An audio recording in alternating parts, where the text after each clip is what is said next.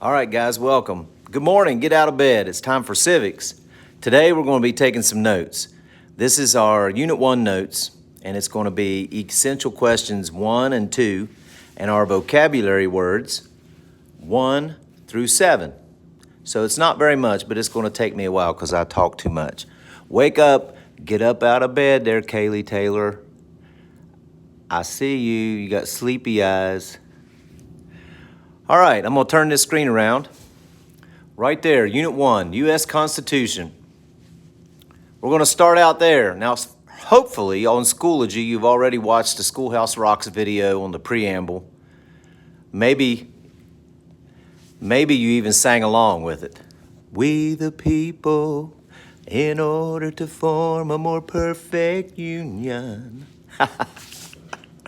That'll wake you up. All right, I'm going to turn this back around again. Activate. Hopefully you watched Poor Barney Fife. Maybe that's how many of you felt when you had to recite the preamble in the 5th grade. If you've watched the video, you can remember Barney. Barney was like, we thee. Hilarious video.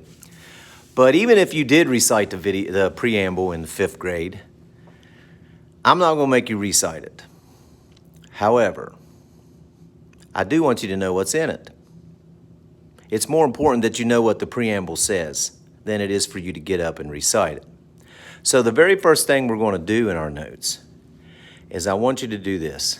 And I am going to slide this down, and I want you to activate your brain a little bit because I want you to write down your own personal 6 goals for your life after you graduate. 6 goals. Now you're going to go into think mode for this, so you got to think a little bit. What is your goal? You going to play in the NBA? You going to become an engineer? Do you want to drive a Hummer? Do you want to have a family? Do you want to, ladies, is your goal to marry Prince Charming? Whatever your 6 goals are, I want you to think about them and write them right down in your Unit 1 notes, which means you're going to have to pause me and think about it and take a few minutes to do this. So go ahead and put me on pause and write down your 6 goals. Okay, we're back. Hopefully, you have written down the 6 goals that you have for your life after you graduate. Now, this is where if we were in class, I'd be able to talk to you a little bit and say, hey, let's share some of these goals. And maybe I can create a discussion post where we do that, which would be cool. I would like to know, and I'll get to read through some of your goals because it is important to have goals. Now, there's a reason why I did this. First of all, the Founding Fathers had goals. When they created this new Constitution in 1787, they had goals for themselves. They had goals for what they wanted to do for this country, and right here it is. This is a replica, of course, but they started out the preamble as the introduction to the Constitution, and you guessed it, if I was to ask you how many goals they had, how many goals did you just write down?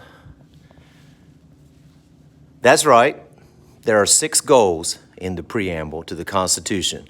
Our founding fathers said, this is why we are going to create this Constitution. And in the preamble, they set up their 6 goals. Now, I'm going to put a copy of the preamble up here on the board so that we can look at it. Right there it is. Some of you are already starting to sing the song, aren't you? We the people, from the little video clip we watched. I have those goals highlighted right there. Yes, for you English people out there, the preamble is one big long sentence. It's grammatically correct, though, but it is one big long sentence. We call it a paragraph. It's just a sentence. But look, here are the 6 goals. The first goal they had was, in order to form a more perfect union, establish justice. Then they wanted to ensure domestic tranquility. Then they wanted to make sure they provided for the common defense. Then their goal was to promote the general welfare. And lastly, they wanted to secure the blessings of liberty to ourselves and our posterity. And then at the very end, they said, we do ordain and establish the Constitution for the United States of America. It's just like in the video you watched, they put that stamp on it, right on, okay. Now, we could recite that, you could memorize that, but do you know what it means? Now, the best way to explain what that means is to do a little thing that I call good cop, bad cop. You know, the good cop, he's always like this. Can I get you anything? You need some water? Cup of coffee? Maybe a cigarette? That's the good cop. Now, the bad cop operates a little bit different. This is the bad cop. Where were you on Friday night? Do you have an alibi? That's the bad cop. Now, in order to explain the Constitution preamble, the best way is to go good cop and bad cop. Actually, I'm going to start bad cop first. So the bad cop is the way it is worded right there on that I showed you on your screen. Bad cop, the goals of the Constitution. We the people, in order to form a more perfect union, that's the first one. The first goal, in order to form a more perfect union, bad cop.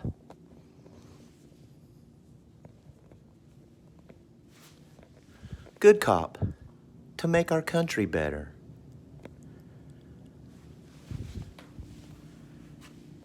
Bad cop, establish justice. Good cop, to make it fair for everyone. Bad cop, ensure domestic tranquility. Good cop, to keep peace for everyone, to keep peace here at home. Bad cop, provide for the common defense. Good cop, to protect our country. Bad cop, promote the general welfare. Good cop, to take care of our peeps, our people. Bad cop, secure the blessings of liberty to ourselves and our posterity. Good cop, to keep freedom for us and our kids and their kids. That is the preamble, good cop, bad cop style. I don't know which style you want to remember better. I don't know which style that makes you remember the preamble better. I personally like good cop because I like to put things in my own words instead of using the words that they wrote down over 200 years ago. But that's up to you. Good cop, bad cop is the best way to help you understand the 6 goals of the preamble. Now, I want you to take a moment and write down essential question number 1. And I'm going to scroll up. How does the U.S. Constitution relate to the Mayflower Compact? Well, here's our answer. It's pretty simple. If you remember the Pilgrims who came over on the Mayflower, they left England and Europe to come to the New World to have freedom of religion and to escape persecution. And while they were on that boat, the Mayflower, on their way over to the New World, the men, unfortunately the women weren't allowed, but the men sat down and figured out a way that how they were going to govern themselves once they got here and established their colony. The Mayflower Compact was the first example of self-government that we were able to see in history in the British colonies. You know how I always remember that? The Mayflower Compact. You ladies have a makeup compact. You guys know that little thing right here that you open up and has a little mirror on it. Yeah. And you got your little blush. Well, I always remember the Mayflower Compact this way. Ladies, just like your makeup compact is your first attempt to put your face on in the morning, the Mayflower Compact was the first attempt at self-government in the British colonies. Hope you can remember it that way. I always do. Now, how does the Mayflower Compact relate to the Constitution? The U.S. Constitution was self-government. The people themselves were deciding how they were going to rule themselves with this new Constitution. The very first words of the preamble show that. We, the people. We, the people. Now, I'm going to put this screen back up here, and I'm going to give you a moment. You can go ahead and pause me again so that you can copy down the answer to that question.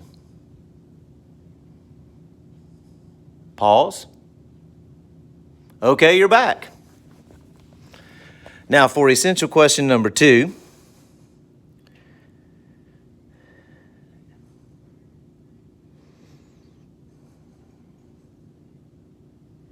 I'm going to put this up on the screen again.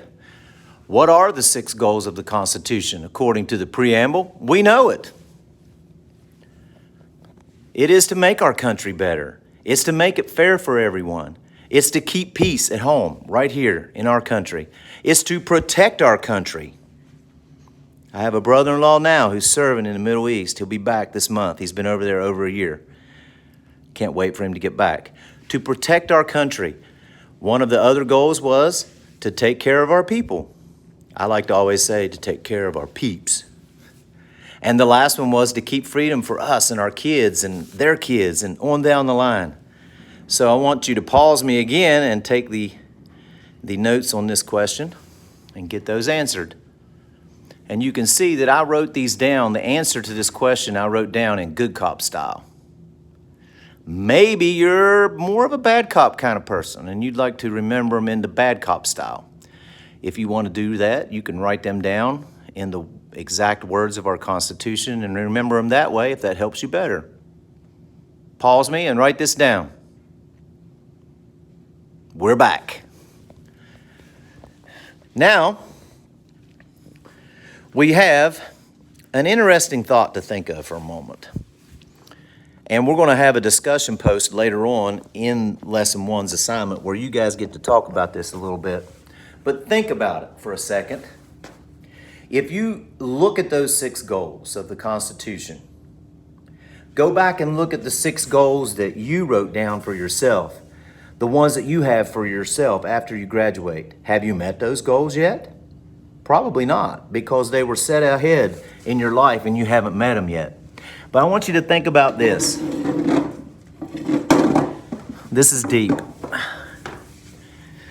When you look at the goals of the Constitution that our founding fathers wrote down in the preamble, think about it. Are we there yet? Have we met those goals as a country of the United States of America?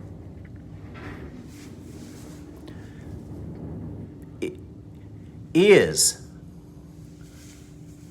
our country better?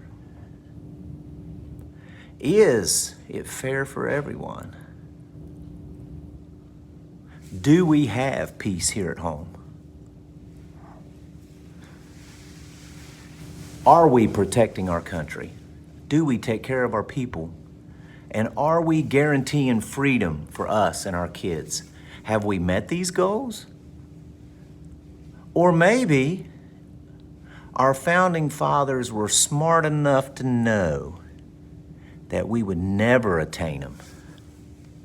But as long as we were striving to get there, our country would be a better place.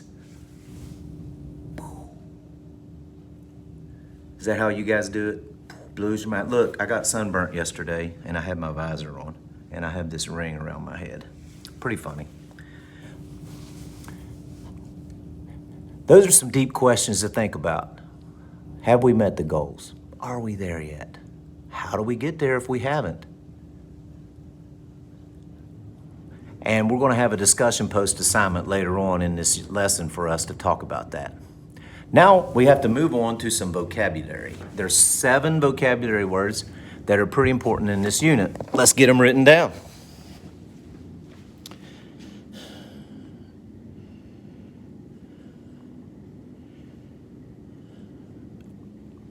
I think I'm going to go 2 at a time right here. Let's take a look at them. The preamble is the first vocabulary word. Very simple one. It's the intro to the United States Constitution. You already know that it has 6 goals in it. You know what those 6 goals are. But that's the preamble. And popular sovereignty is a term that goes back to the Mayflower Compact. It goes back to our U.S. Constitution. People rule. Popular sovereignty is the right of the people to rule themselves. And that has somehow been erased. So let's write this in real quick.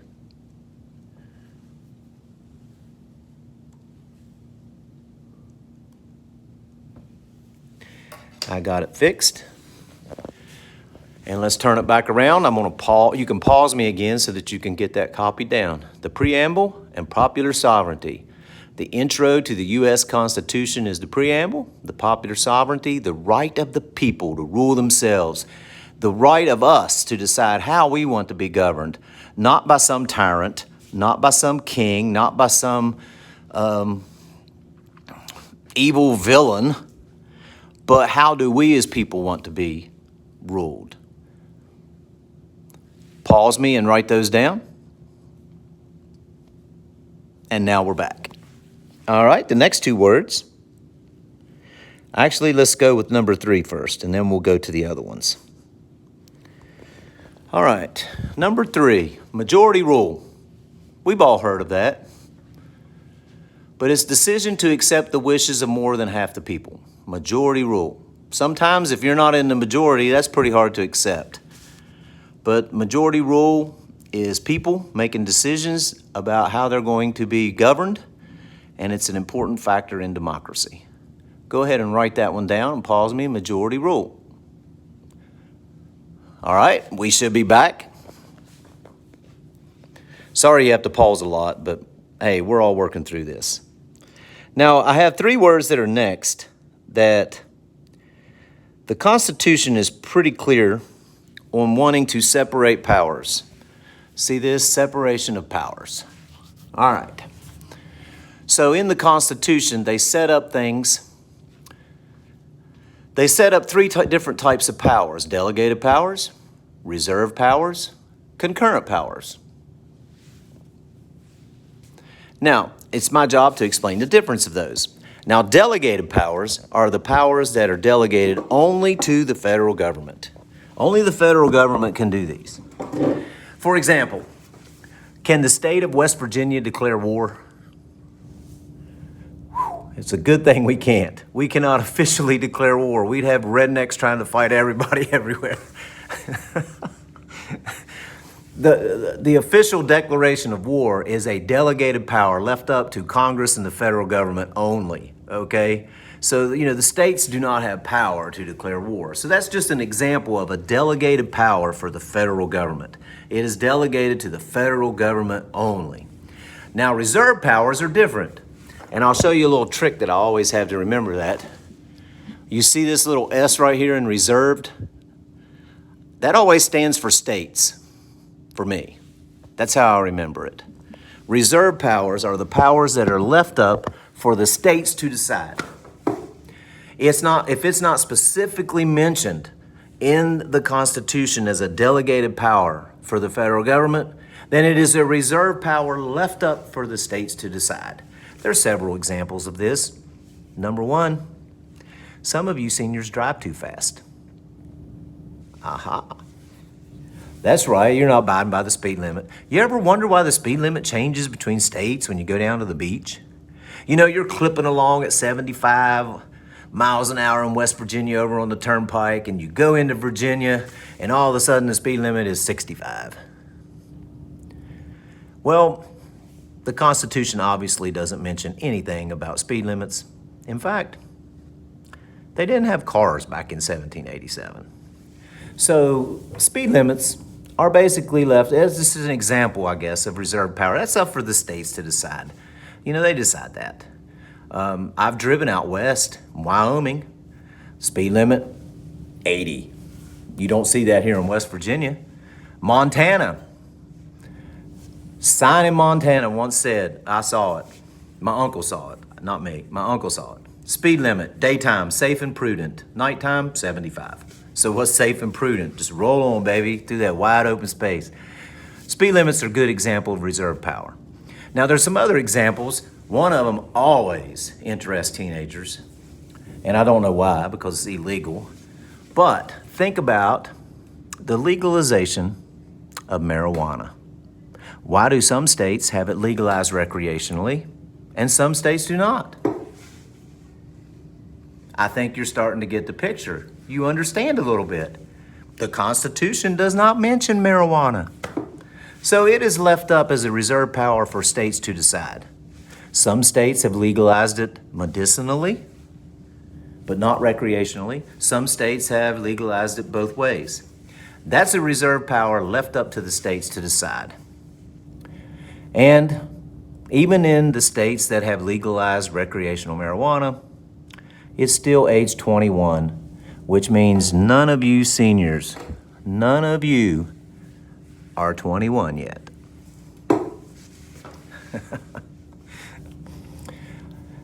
Another big reserve power that kind of hit the fan about 4 years ago was gay marriage, legalized gay marriage. Obviously, the Constitution didn't mention that, and it was left up for states to decide. And that's why some states allowed gay marriage, and some states did not. It was left up to the states to decide as a reserve power. But because of a United States Supreme Court case, Obergefell versus Georgia, there were two homosexual ladies in Georgia who wanted to legally get married. The state of Georgia decided that gay marriage was not legal in their state.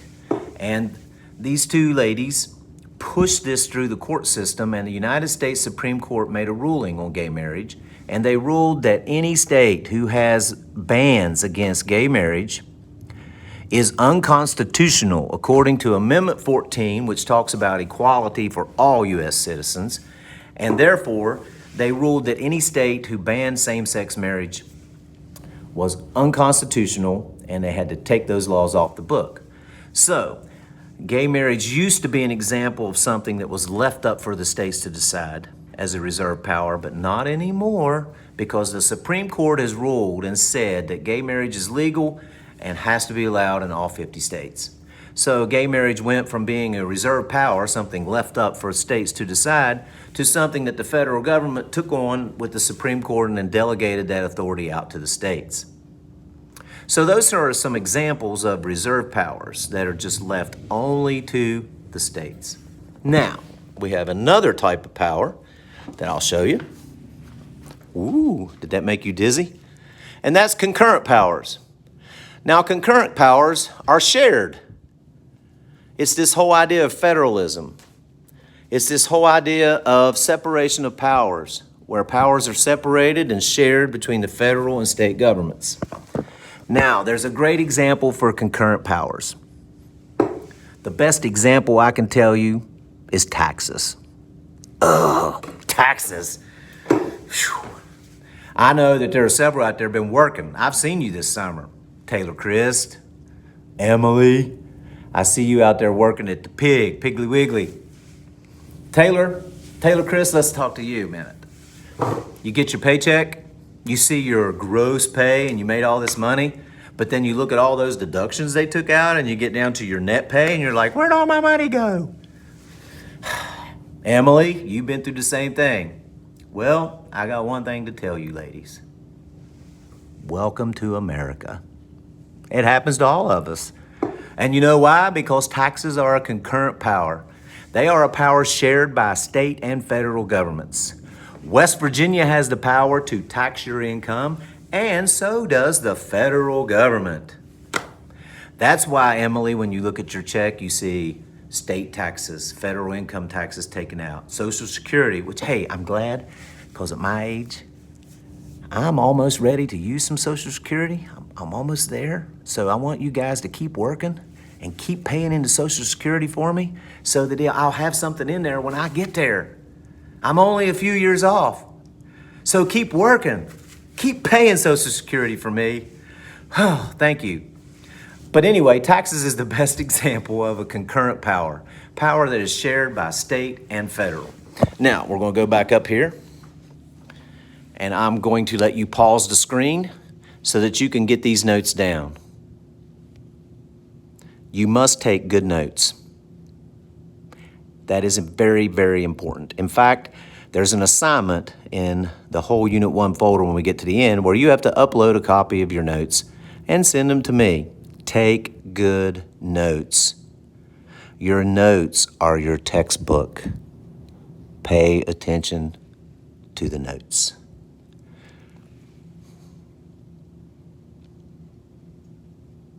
All right, now we get down to the very last one.